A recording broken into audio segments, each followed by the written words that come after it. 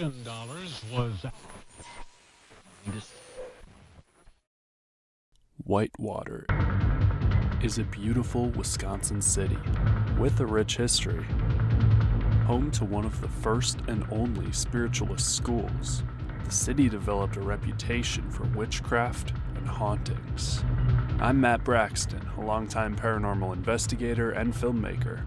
Join me and the rest of the Wisconsin Haunts paranormal team as we investigate the legends of Whitewater, including the haunted Hamilton House bed and breakfast, the Anderson Library's cursed book, the 3 haunted cemeteries and Whitewater curse, and stories of witchcraft at the Starin Park water tower, known to residents as the Witch Tower. With such a unique past and interesting paranormal stories, we were excited to begin our investigation into the ghosts of Whitewater.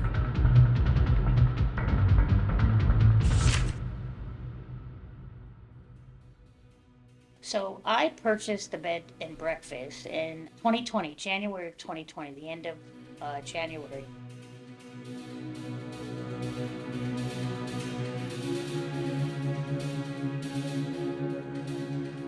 The house is named after Hamilton, who was the city attorney and the longest living resident of the Hamilton House. The home also previously functioned as a doll museum, where dolls were said to move, seemingly on their own. COVID hit, so I had plenty of time to explore the house and make the changes that I needed. I was told that it was haunted, and I was told that people saw ghosts. The guests from the former innkeeper saw ghosts. I've lived here almost 5 years, and nothing negative has happened. I see them mostly downstairs in the innkeeper's quarters. You know, they just kind of, every once in a while you'll get a chill, or I'll see a whoosh of black. After COVID, we opened back up the B&B, and then we just have all kinds of cool experiences from guests all over, telling me what they see, what they don't see.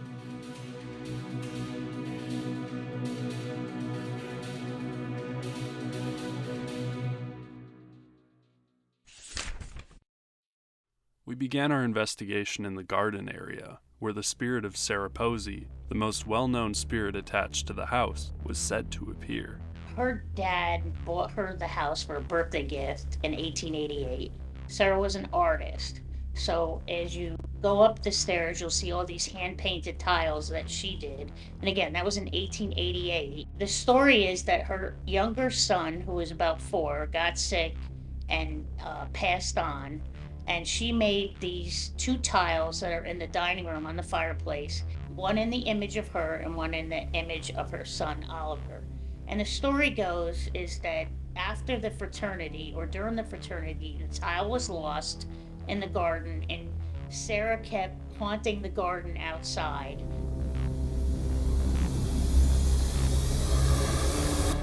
When the Alexander Company bought the Hamilton House for $1 to save it, they found Oliver's tile in the garden, put it back where it was supposed to be on the fireplace, and then she stopped haunting the house. Right now we're in front of the garden where Sarah Posey's spirit is seen in the morning, and the owner said that those sightings seemed to stop once they found the marble piece that she painted for a fireplace. They found it somewhere in this garden area, and we're going to use our equipment to see if we can still contact her spirit here. You want to start with that? Okay. You can X if there's a spirit here that would like to speak to us. Oh, We got an X right away. Right is yes, left is no. Is the spirit Sarah? we would love to communicate with you. Move the rods. Right is yes, my right. My left is no. I feel it pulling. There we go. Thank you. Oh, thank you. Sarah? Is the spirit Sarah? Well, I guess I would take that as a yes since it moved towards the right. Should we go into the garden to communicate with you? It's making an X, and I'm going to take that as a yes because the rod's still going to the right. Okay, I think we should go inside.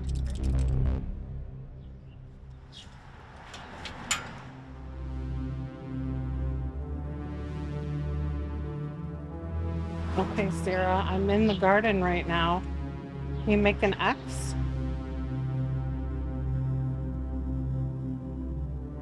We know the tiles were found here in the garden, and now they're back where there should be on the fireplace. Would you mind speaking with us? We could not capture anything else on the dowsing rods. Yeah, I don't know.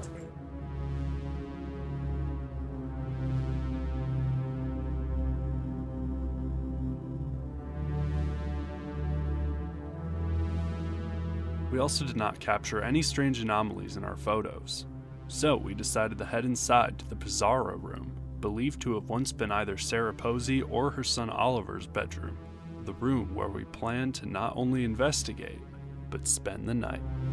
So not only do we have the entire B&B just to ourselves, but right now we're in the haunted Pizarro room and we're gonna attempt to talk to the spirit Sarah Posey and possibly her son.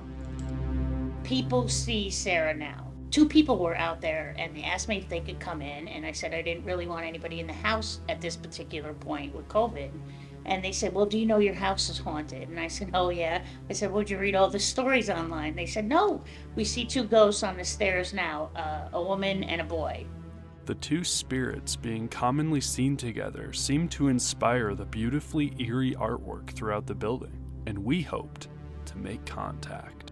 Sarah Posey's room apparently is in the Pizarro. The fraternity guys would see her up in the room, and or Oliver in the room, downstairs sometimes. Very old dress, I'm told. Doesn't say anything, just kind of floats around and does her thing and then leaves. There's also debate over the age of Oliver, Sarah Posey's son, the believed identity of the spirit commonly seen with Posey's spirit. While people describe a young boy about 4 years of age, when researching the Posey and Van Giesen family, we discovered that the spirit of Oliver could not possibly have been that age. According to online sources, Sarah's son Oliver Posey lived to be 37, and her other son John to be 79. That said, the Poseys did have a son before the other 2, named William Oliver Posey, who died the same year he was born, possibly influencing the creation of the fireplace marble piece. But even if William Oliver is the Oliver spirit that people see, who passed away at less than 1 year of age, why and how does he show up as a much older boy? Is this child spirit even a member of the Posey family? Or is it just a separate spirit altogether that Sarah's spirit just took a liking to? Regardless, people see what is described as a 4-year-old boy's spirit in the Pizarro room, known to move dolls, and we wanted answers to all of our burning questions. I'm going to start with the dowsing rod session. Sarah or Oliver, if you're here, can you please make these rods cross to indicate that you want to talk? That's not me. Yo, you feel that? There's so much energy. Okay. So move it to my right for a yes, to my left for a no. Are you Sarah?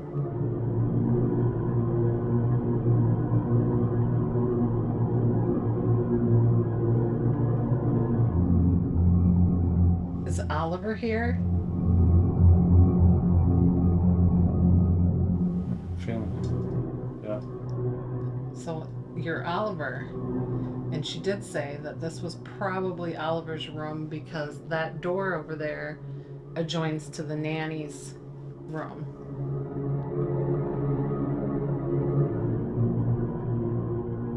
Yeah, it's just me breathing.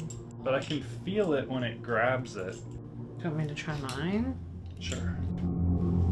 While she's grabbing those, Oliver, whoever, when this used to be a doll, was it a doll museum? Yeah, doll museum for a while.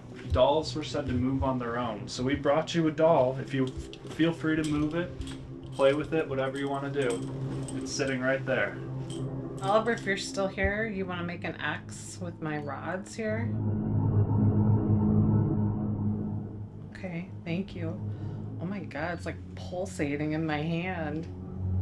Whoa. Thank you, Oliver. Can you bring him out? Thank you. Whoa. Oh, you got the X right away. Okay. Is this Oliver? Okay, I think it's still Oliver. Mine are just Whoa. going haywire. I'm getting chilled up. It's such strong energy. It felt like there were hands. That is so weird. It felt like there were hands like yanking on. Yeah, I can feel this one pulling, All right. pulling to the left. So maybe I'm talking to someone who's not Oliver, and you are maybe talking to Oliver. All right, Oliver. Yeah. There's the story about your mom haunting the garden. Is that true, or was it true? Like a yes. Like, I can feel the energy. If you need any more energy, feel free to drain our batteries or whatever you need to communicate. Look at that. All the way over. Does Sarah still haunt the garden? Can you bring my rod back to the center, please? Look at that. Thank you. It keeps going back and forth. Yeah. It's interesting. I wonder if some of that is my breathing. But like from me to you, Oh, back to like, me. I see what you're saying. Yeah. Can you light up the EMF when we bring it out? Yeah. Okay, thank I'll you. grab it. Can we talk to Sarah? Yes, thank you. Sarah, can you light up the EMF? No. No. Would it be easier for us to use the necrophonic, which is sound bites that you can pull out words and sentences? Yes. I'm not moving that. That is moving on its own. Alright, well, let's pull it out. Okay, thank you.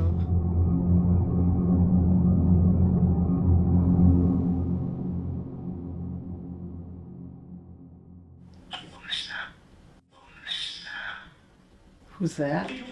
I'm Matthew, this is Anne. Please feel free to talk to us. We just want to learn about you. Who was the one moving the dolls? Was it Oliver?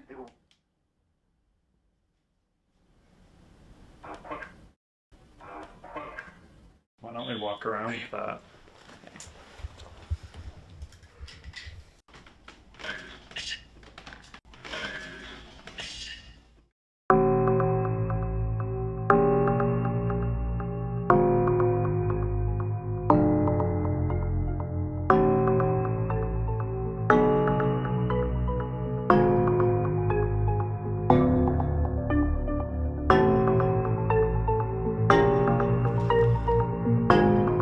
Do you want to tell us about the spirit that's in this room? So we were creating our website, putting some new pictures on our website.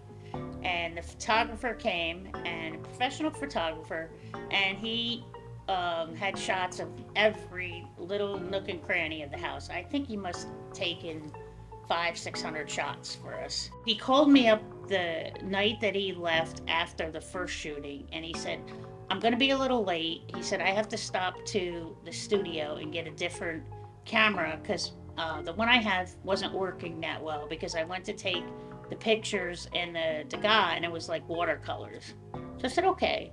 So he came and he was doing his thing and then he comes downstairs, pale, little beads of sweat. And I said to him, oh my gosh, I said, are you feeling okay? I said, do you need to sit down? You want me to give you some water? He said, no. He says, I gotta go. And shoo, out the door he goes.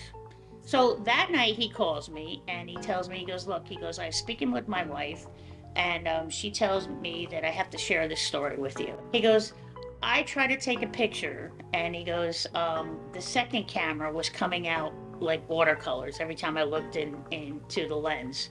And he goes, then he said, I tried to do it with my cell phone. And he said, I kept getting these black lines. And sure enough, There's these black lines on the picture. And I said, oh my God. He goes, I was going to give up and not do the guy. And he says, I talked to the spirits and I said, look, Lori needs these pictures. The house is beautiful. She cares about the house. Let's just get through this. He took the pictures and off he went. He has yet to ever come back and do the outside of the house. I don't think he will.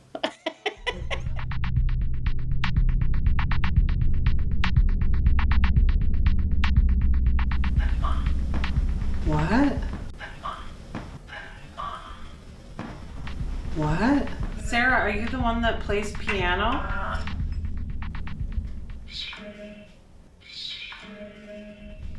Where should we go to talk with spirits the easiest? Oh man. Say the room we should go to.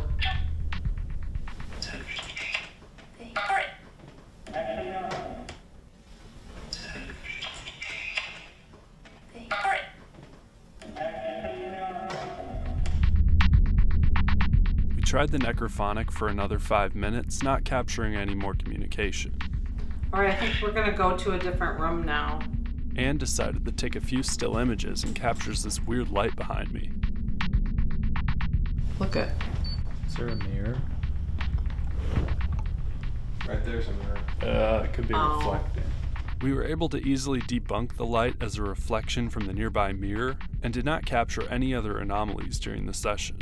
We also captured no strange anomalies in our photos during the dowsing rod session, aside from this orb-like form above our cameraman, Kane. Some people believe these orbs can be spirits, but they can also be dust or moisture. Supposedly, the less of a perfect circle they are, and if they appear as different colors, the more likely it is to be a spirit. The more orb-like formation showing up in a photo, the more likely it's dust or moisture.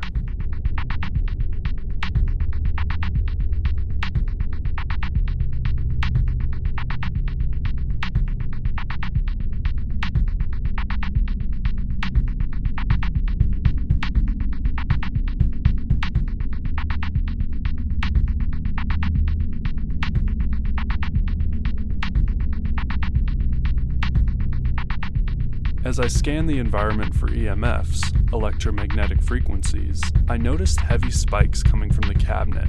There was likely a router or some other type of electronic inside. Because spirits are said to give off EMFs, Can you talk to us? it's important to understand and differentiate which spikes are from the environment and which are not. Whoa, I just got one right here. Can you move the doll?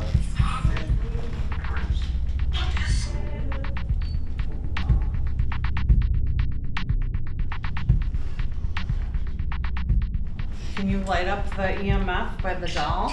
Can you light that up?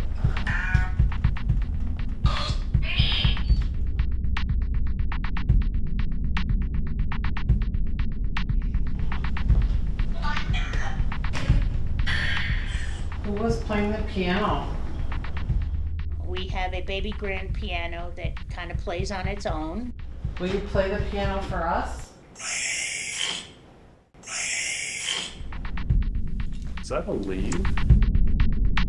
2 guests have heard the piano play, and one guest started walking out the door. They got in the middle of the foyer there, and I mean, they said the music was amazing because they asked me to play during breakfast. They said, would you mind playing the piano like you did yesterday? It's not playing piano. I can't even hold a note or a tune. So it definitely wasn't me. We're gonna leave the necrophonic in here, along with that camera, and we're gonna go in the other room. Please play the piano better than I can. Show me how it's done. Please. Did it? It's lighting up. Oh, Is it too close to the... Well, we debunked the strong EMF spike to be due to the nearby phone with the necrophonic app running. We did catch a voice seemingly wittingly remarking that it would not, in fact, play the piano for us. Show me how it's done. Show me how it's done.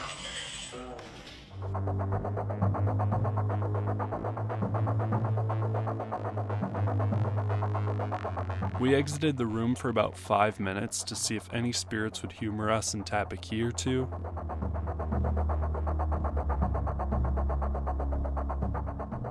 While we didn't capture the piano playing by itself or hear it in our overnight stay, and captured 3 strange orbs near the piano. This one appears to have moved between the 2 frames taken one after another.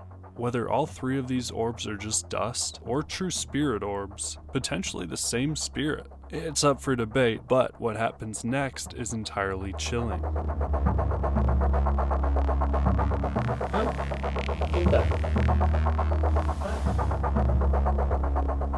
EMF's going off. Really? Whoa. As we were heading up to begin the spirit box session, I got a weird feeling on the stairs, so I told Matthias to quickly film while I set down an EMF detector. Watch what happens. Are you on the stairs? Oh, it's still going up.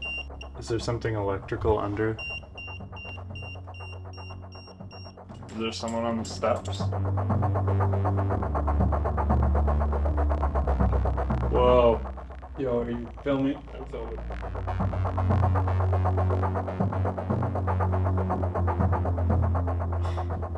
Now it's gone. That's weird. There was absolutely no electrical lining under the stairs, as shown in this image of the closet interior under them. I previously captured a significant amount of EMFs near this cabinet, and a spike near the light at the end of the stairs, but we were unable to fully determine if the spikes were caused by something in the environment. While I did capture a hard X with the dowsing rods indicating a spirit, this spirit, if it was one, did not seem to want to communicate. We still decided to use our spirit box, a device that supposedly allows for verbal spiritual communication through white noise.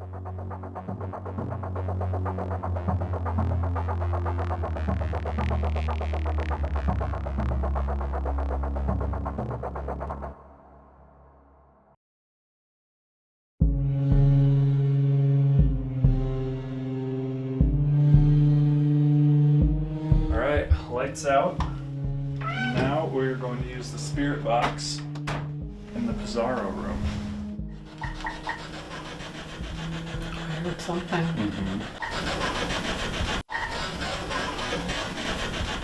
I heard something.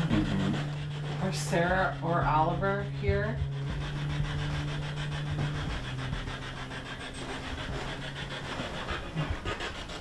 While we didn't hear it in person, listen to what seems to be a deep male voice say, "Oliver, come here."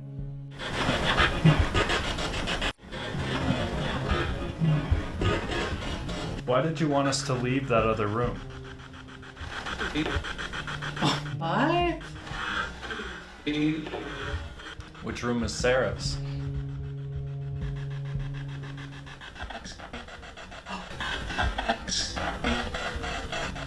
How many spirits are in this bed and breakfast? 13. 13.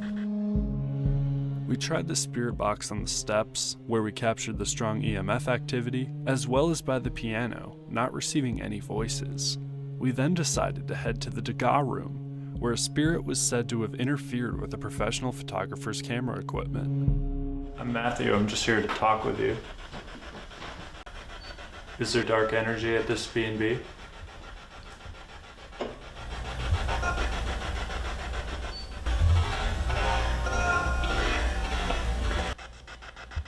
Or are all the spirits here friendly? What is the black mist in the basement?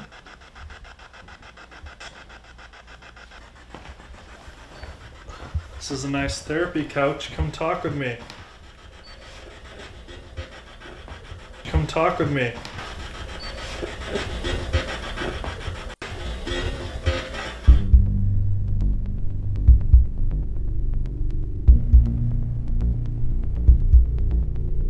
We spent 10 more minutes in the room, not receiving any more communication. All right, we're gonna say goodbye. Thanks for speaking with us. It's an old house. It has a lot of character, so if the floors start creaking, if it's cold out or the doors don't shut because it's too warm or it's too humid, I don't know if you can, contribute all that stuff to ghosts. The haunting of the Hamilton House bed and breakfast is very interesting.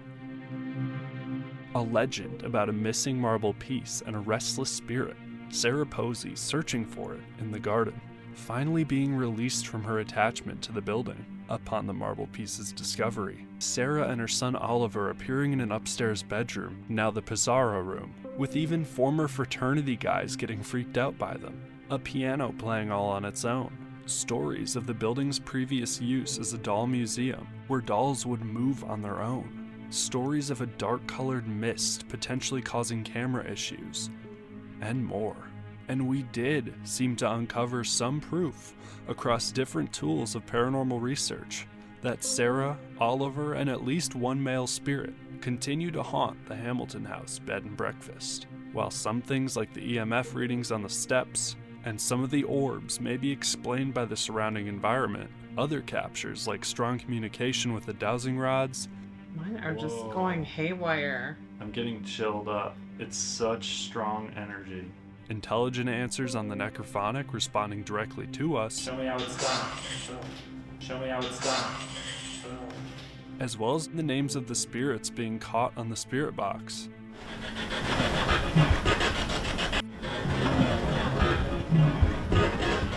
Are much more difficult to write off.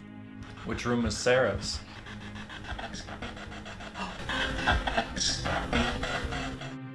The Hamilton House bed and breakfast in Whitewater, Wisconsin has given us compelling evidence. With a delicious breakfast in the morning, special thanks to Gloria, the wonderful owner and innkeeper, for her hospitality. And for fans of the paranormal, this is not one to miss. But there is much more to the Whitewater legends, stories of witchcraft and the curse on Whitewater. And there is one name we heard connecting it all: Pratt. The Morris-Pratt Institute started with Morris Pratt, who came to the Whitewater area in the 1840s. He was an early settler. He and his brother both had very successful farms. By around the 1860s, when he was an adult, he got very interested in spiritualism. And he started attending what they call spiritualist circles. And those were organizations, small organizations, centered around someone who felt that they were a medium. And they would have seances, meetings and things, and they would get together. And so he joined, and he invested in some mines that were owned or leased by the son of the spiritualist circle leader. And what Morris always told people was that if he made a lot of money in these iron mines, he would put it all into spiritualism. And so he did make a lot of money, and he did exactly that. In 1889, he built what he called the Temple of Science, because they feel they can prove spirits can speak to you via their seances, that this is a scientific fact. People would come from all over the country to give lectures on spiritualism. They would have seances there. That was the main practice of spiritualism. They would have people who would read auras. He was very big on spirit healing. And of course, this was a time when we didn't have a lot of solid medicine. In 1902, Morris Pratt died. And because this was one of the few buildings that was built specifically for spiritualism, the people in spiritualism decided that, Morris Pratt wanted this institute to live on. So what they decided to do was start a school. It was a 2-year program. They would take classes almost like a junior college, regular history, English, literature, things like that. And then there would be another year where they would study spiritualist practices. The Pratt School taught a variety of spiritual concepts, such as mediumship, seance communication, prophecy, palm reading, and religious history. And that was quite popular. They were in operation until the 1930s. By the 1930s, people were not as interested in spiritualism as they used to be. It was, of course, a time of economic depression. So the people couldn't afford school as much as they could earlier. When the first dormitories opened in the 1950s on the university campus, then they closed that building down. Nobody could find a use for it, and it was demolished in 1962. They still wanted to maintain a Morris Pratt Institute, and what they did is they got another building over in the Milwaukee area called the Morris Pratt Institute. Today that still is active. They offer online classes from what I have seen on their website.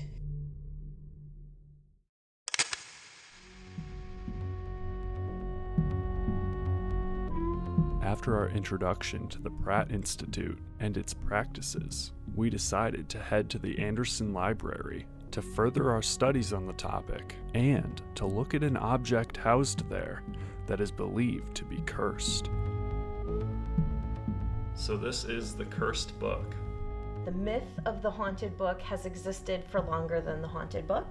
The head of archives, Jennifer, politely requested to remain off camera during the segment. Another part of the building was built in the 1950s, and because of the way libraries were built in that time, they had closed stacks. So there's locked areas, there's a cage, and I think the myth kind of originated around the fact that there is something that was hidden away, that had to be locked away, and so people would ask about the haunted book, and it didn't exist. So of course the librarians would say, there isn't one, which just continues to spiral this myth because we're hiding it, right?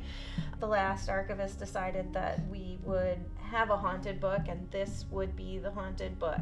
This book is called the Gradual Cistercian, which is basically a hymnal in Latin.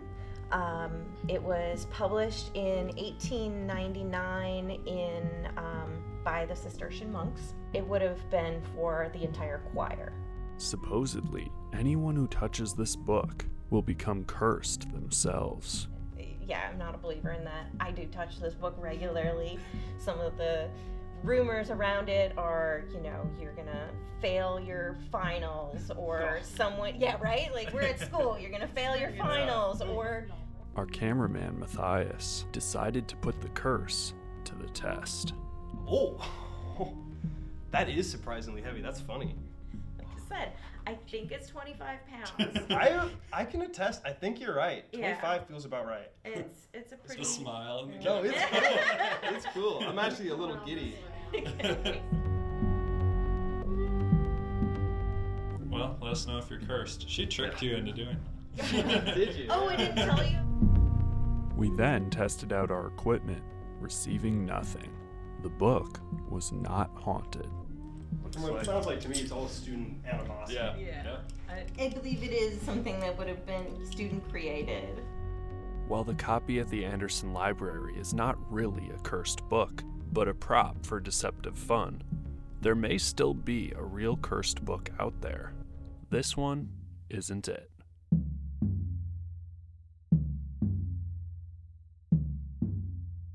However, there's more to Whitewater's curses than just the book alone.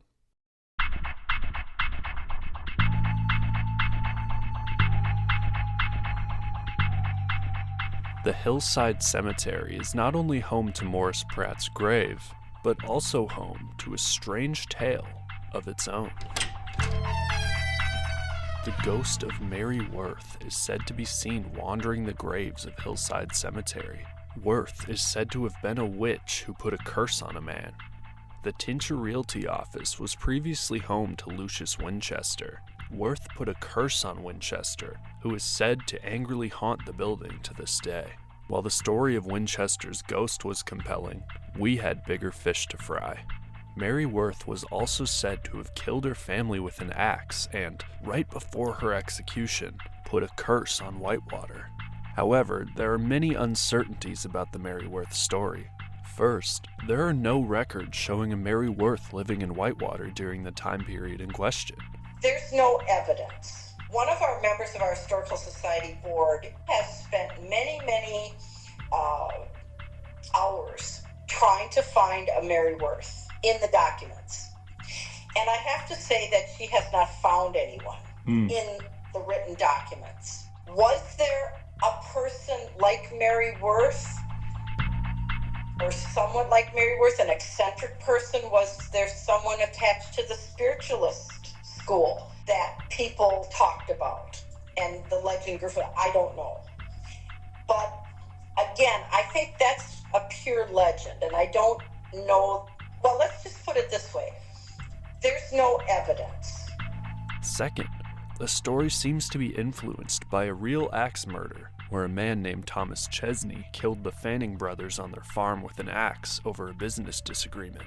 Their graves are at one of the other haunted Whitewater cemeteries, Calvary Cemetery.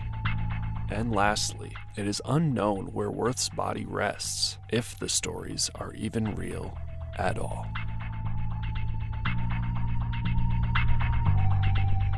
Worth's body is said to be buried in either the public mausoleum in Hillside Cemetery or somewhere at Oak Grove Cemetery, another of the 3 haunted Whitewater cemeteries. See, the 3 main Whitewater cemeteries, Hillside, Oak Grove, and Calvary, form a perfect, supposedly spiritually significant isosceles triangle, and everywhere within this triangle is said to be haunted due to Mary Worth's curse, including the bed and breakfast.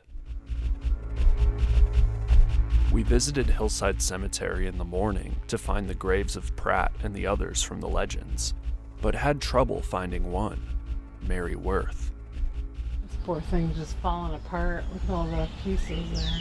So right now we are in front of where some people think Mary Worth is buried in the Hillside Cemetery, although those doors are cracked open and you can see nothing is inside. This is, in fact, a holding mausoleum for bodies.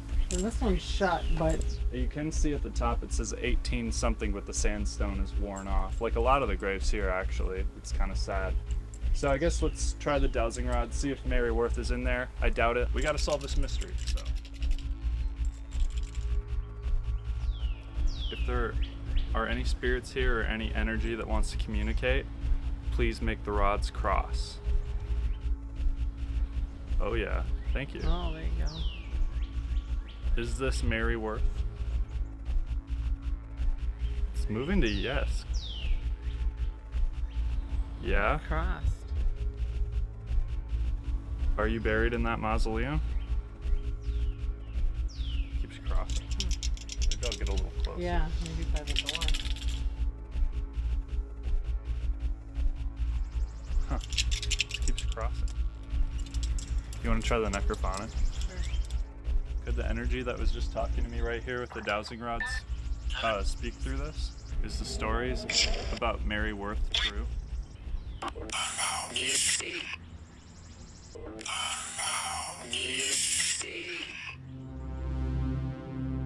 After we closed out the session, receiving no more communication, we noticed a group of chickadee babies had just hopped out of a nest and were learning to fly back up to it. Even in a cemetery filled to the brim with death and the deceased, this trip served as a reminder that there is still new life and new opportunities, and we hoped there would be the opportunity at the next location to find more answers.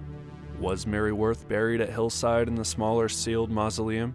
Or was she buried at Oak Grove? The question remained, so, as the sun began to hide behind the clouds and darkness loomed under the tall, sagging trees of Oak Grove Cemetery, we continued our investigation. We are at the Oak Grove Cemetery in Whitewater, and unbeknownst to us, there's a lock on the fence, and we have to go all the way to Hillside Cemetery for the keys, if they're even there to give them to us. So we've decided to just stand out in the front and hope that if there is any energy inside, that it will come over and communicate with us. You want to start with the dowsing rod set? Sure. If Mary Worth or any other energy wants to come out and communicate with us, feel free. We're right out here.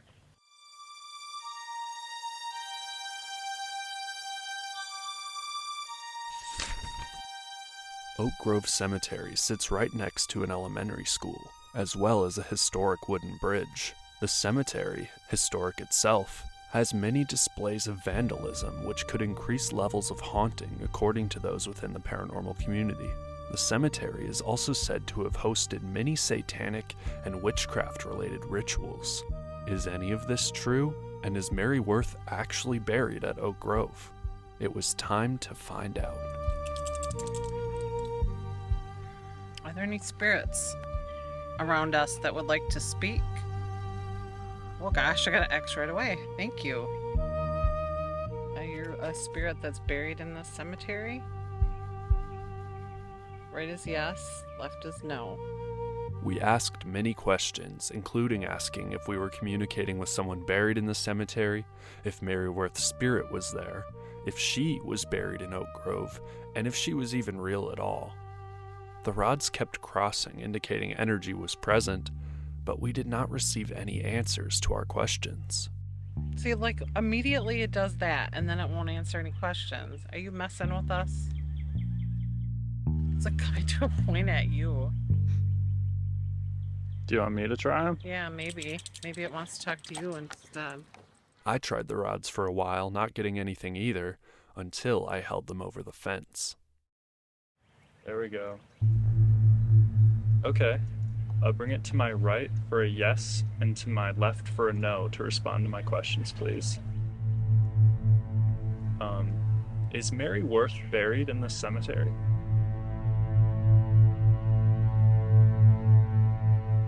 There's many conflicting reports about where Miss Worth is buried. Is she buried here?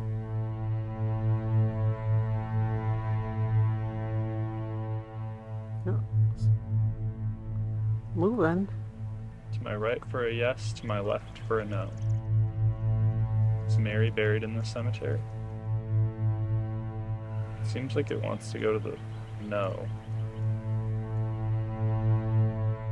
Communication then dropped off, so we decided to try a necrophonic session.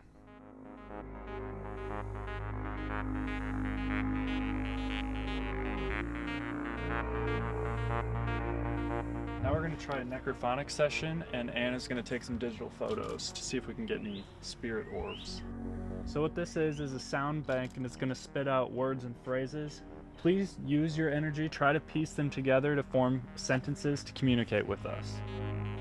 Is there anyone here? I'm here. Well, I misheard what the voice was saying live. On playback, what the voice was saying was much more clear. Now there's confusion over where Mary Worth was buried. Is she actually buried here?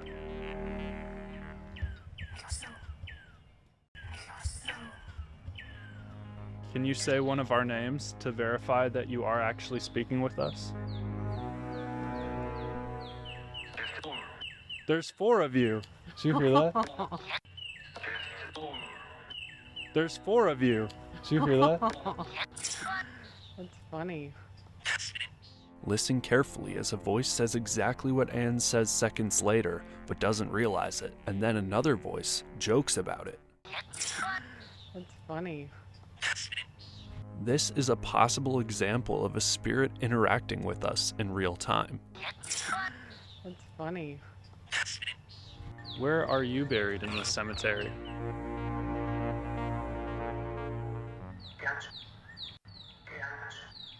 Are there actual witches in Whitewater?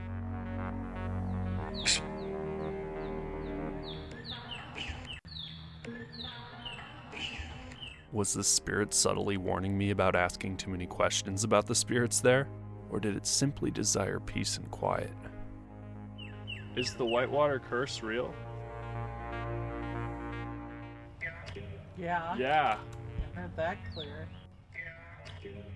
Yeah. Yeah. I heard that clear. So, is the curse what is causing you to not rest peacefully here?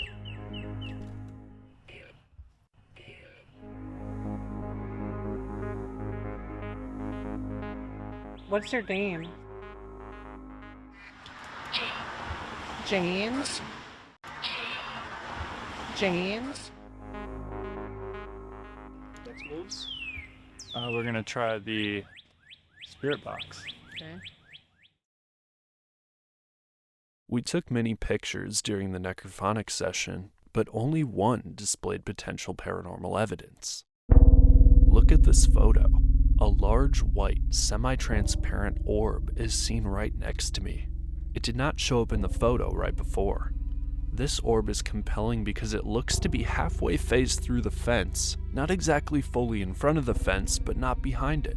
The milky look this orb has is not consistent at all with pictures we've determined to have captured dust, moisture, or bugs. So what, or who, is it?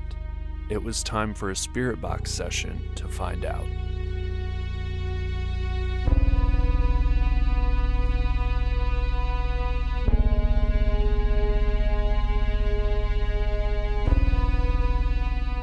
It's now nighttime. We've switched to infrared cameras, and now we're going to try out the spirit box in front of Oak Grove Cemetery. Is anybody here able to communicate with us? Just speak out loud and we should be able to hear you.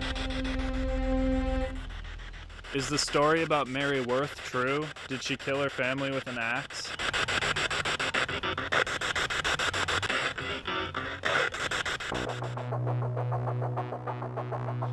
Does anybody have any messages for us from the afterlife? It's really hard for us to understand what you're saying in person, but we're going to go home and play it back so we can understand. Do you have any messages for us from the afterlife?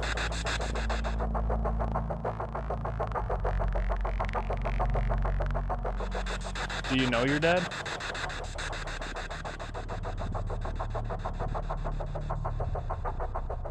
We walked around for 20 minutes asking questions and taking pictures, getting nothing more.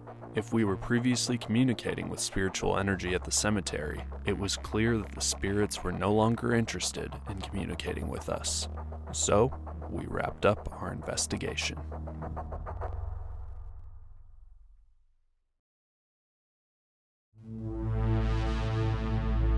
Oak Grove Cemetery seemed very peaceful on the surface, but upon investigating below the surface using our paranormal equipment, we seemed to capture responses from energy, spirits unable to peacefully rest, such as a girl named Jane. Jane? Apparently due to the Whitewater curse. Is the Whitewater curse real? Yeah. Yeah. Is the curse what is causing you to not rest peacefully here? But even if this curse is truly real, did Mary Worth actually cast it? I think when it comes to a lot of the legends, and in particular about witches, I don't know, the Mary Worth thing, I'm not sure, but, and the curse of Whitewater, I don't know about that, but the idea of witches in Whitewater, my theory, and it is a theory, spiritualists were very much women, equally as men. Women were mediums in most cases. Women had executive positions in the field of spiritualism. That was something that I think was difficult for people to accept in the late 19th and early 20th centuries because of the nature of how people felt women's place was in society. But for people on the outside of spiritualism, they probably looked at that as, the devil, Ouija boards, that kind of stuff. And I think it was very easy for people to look at these women spiritualists and say, oh yeah, they're witches. Even assuming Mary Worth was real, the answers we gathered with our equipment for whether Mary Worth was buried at Oak Grove or Hillside were conflicting. Is Mary buried in the cemetery? Seems like it wants to go to the... No. Is she actually buried here? And though the main Hillside vault was empty, that was the only place we seemed to contact her energy. Is this Mary Worth? Yeah? Crossed. Regardless, if the Whitewater curse is real, as the voices we captured seemed to confirm, we hoped that the energies at the 3 haunted cemeteries could move on and find peace. Our next location watches over the Calvary Cemetery and has a very interesting story of its own. The water tower atop a hill in Starin Park, known to Whitewater residents as Witch Tower. The Starin Park water tower was built in 1889 and is around 100 feet tall. In 2008, a man scaled the tower to gain access to the inside of the building, where he would destroy the water tower control panel and nearly bit the thumb off of an officer called to the scene. Once the man was removed from the scene, he would have no recollection of what happened, though before he was removed from the tower, the man claimed it was all an attempt to rid Whitewater of witches. The man was referencing the well-known legend of the tower, that witches are said to hold seances and rituals in front of the structure. Some believe witches were even buried below the earth inside the fence line. While there has been no conclusive evidence of witchcraft or rituals held at the tower has hosted religious events, and the hill the tower rests on does have spiritual significance. As we learned from our Holy Hill and Sanatorium Hill investigations, hills can be considered sacred and meant for engaging in spiritual practice. We get a lot of comments from people who visit that they feel uncomfortable there. Now, there's no evidence that anything happened at the water tower, but people feel kind of odd when they're there. So who knows? Like I say, I haven't experienced it, but that doesn't mean to say that other people don't experience something. So. Further, there have been reports of real rituals performed at Whitewater Lake, where charred bones were found the following day. So it is not out of the question that evil rituals could have at some time been held at the tower. If there was true witchcraft performed at the water tower, if you believe in that sort of thing, I then wonder if the supposed Whitewater curse actually stemmed from Mary Worth or from witchcraft done at the tower. Because there are also reports of shadowy figures and spiritual contact at the tower, some investigators have captured very compelling evidence. We decided to try to communicate with any spiritual energy at the witch tower, spiritual energy that could have potentially been conjured by witchcraft or demonic rituals. To find out.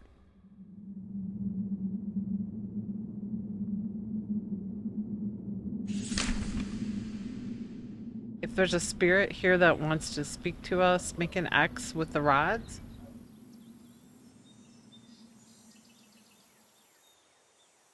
Oh, we got an X. Thank you. Were there actual rituals performed here by witches? It's pulling. Well, X again? oh, it's like stuck. I would say that's a yes. I don't know. Were they at this tower specifically? The wind is just pulling on all over the place. We both tried the dowsing rods, receiving no more communication. I decided to pull out the EMF detector and immediately got a hit. Oh, Wait a minute. Turn your body so I can see it. Oh, a little bit. It's not this camera. This camera doesn't give anything off. Are you able to film this? Yeah. It's still rolling. Whoa, look at that. See that? oh, there it goes. That's interesting. It's weird that it's not in here because you think there would be maybe an electrical source for the water tower. It seems to be like just in this area. We can sense that you're here with this EMF meter. Can you use those dowsing rods and communicate with us? After capturing energy readings around us that we could not comfortably explain away, we decided to try another dowsing rod session and captured this. Is there spirit here or energy here that wants to talk to us? Make an X. Oh, see that Right spike? away. Okay. Okay. Right as the dowsing rods crossed, indicating a spirit was present, the EMF meter flashed. Spirits are said to be made up of electromagnetic energy, EMFs, so this was very compelling evidence. Oh, it's pulling. See that? Were there actually witches here that were performing rituals? Right is yes, left is no. Whoa, look at that. Are you one of the builders of the water tower?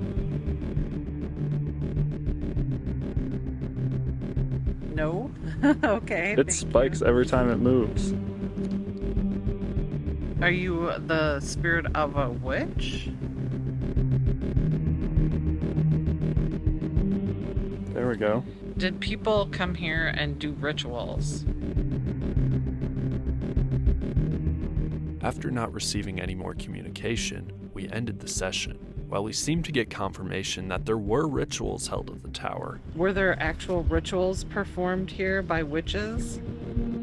I would say that's a yes. I don't know. and made contact with transient energy that seemed to move around us and light up the meter with each dowsing rod response, we hoped, come nightfall, the energy would amp up.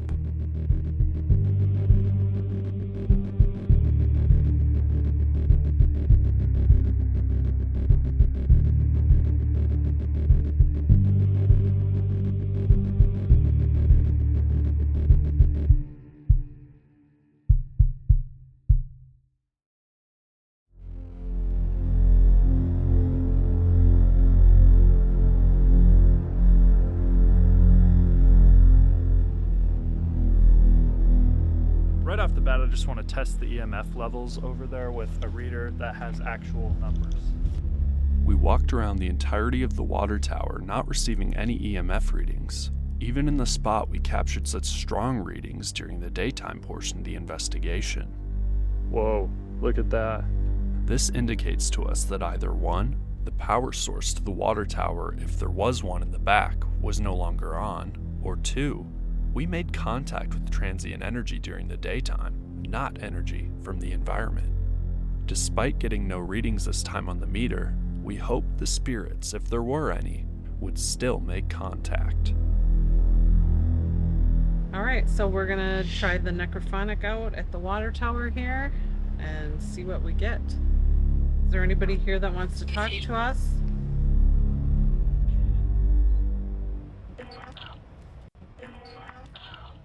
Were there actual satanic worshippers here?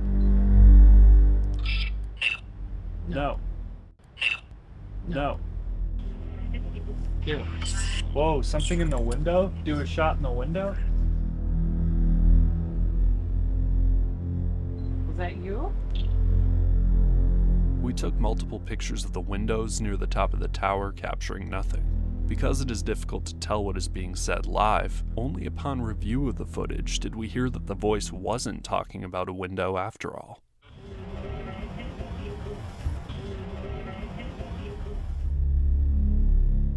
I walked around the tower again with the EMF detector, and again couldn't capture any spikes. Anne asked more questions with the necrophonic, but communication dropped off. I don't know. I don't think we got a whole lot. Did you really get anything? Not really. Just a lot of noise. We hoped one of our best tools, the spirit box, that supposedly allows for communication through white noise, would turn things around.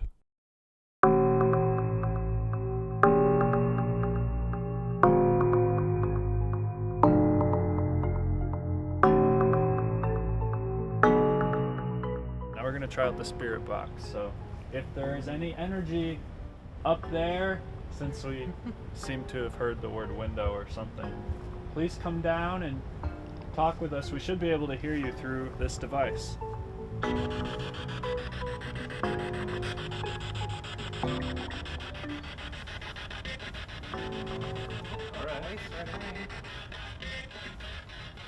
Hopefully get some answers about the afterlife. I mean, obviously the biggest question everybody has is what happens after you die. Did that camera just turn on? Yeah. Are you draining our batteries to talk? You're welcome to. Just please leave that camera, at least. One. Was there satanic worshiping going on? Battery. Oh. This is the second time today, and then I had to put new batteries. Are the legends true? Is Whitewater cursed? Are you still there?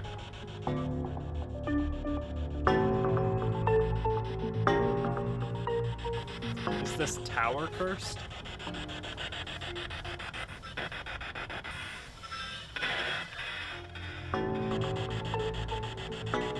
Is Is there a dark energy here?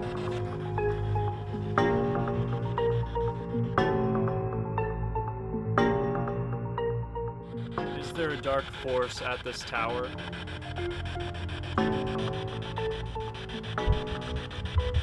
Were there any rituals at this tower?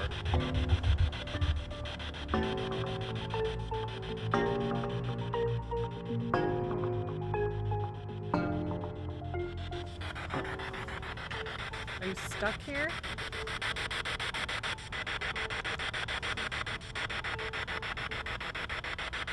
Well, thank you for speaking with us. Don't follow us home. As far as we can tell, besides the morning portion, not much. No. But you never know. Sometimes when you play it back, you see a lot of stuff you didn't hear when you were in the moment. Well, break out the sage spray. Yeah. Not receiving anything else, we spritzed with liquid sage in hopes to prevent a possible negative attachment. Thank you. And the investigation came to a close. Witch Tower was a cool location with an even cooler backstory.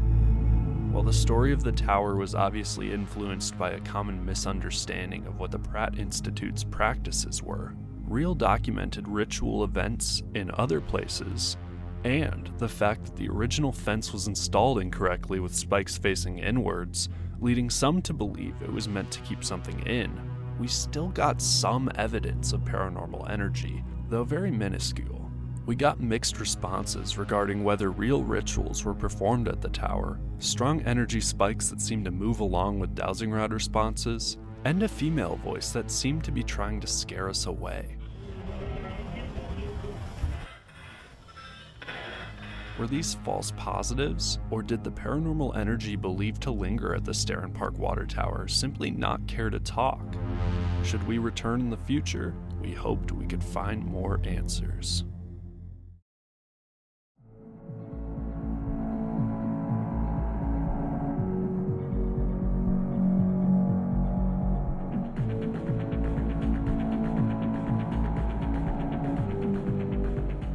Rich historical elements such as the Pratt Spiritualist College likely influenced many of the stories of hauntings and witchcraft within the city of Whitewater, Wisconsin. Despite this, stories of ghosts at the Hamilton House Bed and Breakfast, a curse and axe-murdering ghost of a witch haunting the cemeteries, and stories of witchcraft and paranormal beings at the Starin Park Witch Tower persist. While some locations were quieter than others, we were able to make contact at each location, capturing difficult-to-debunk evidence, further cementing the city of Whitewater as a classic Wisconsin haunt. So I don't know. I mean, I guess you have to come and visit the Hamilton House yourself and decide, is it folklore, mystery, or history? That's a good one. Yeah.